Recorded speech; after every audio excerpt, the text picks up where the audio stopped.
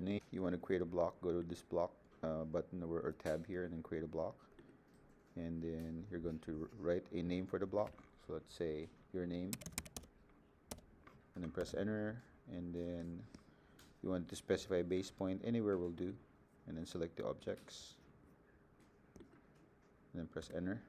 Now this will be a block now.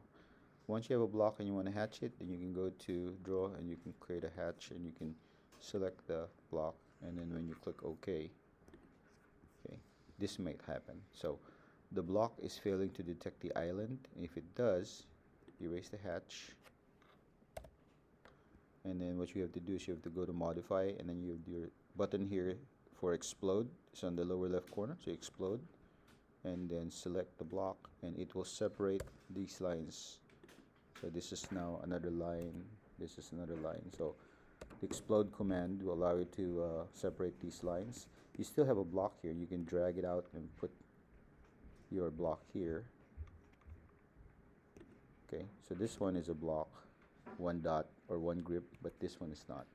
These are separate lines. Okay, and the difference is if you go to draw and hatch and put a hatch on a block, it will fail to detect the islands or the holes of your letter.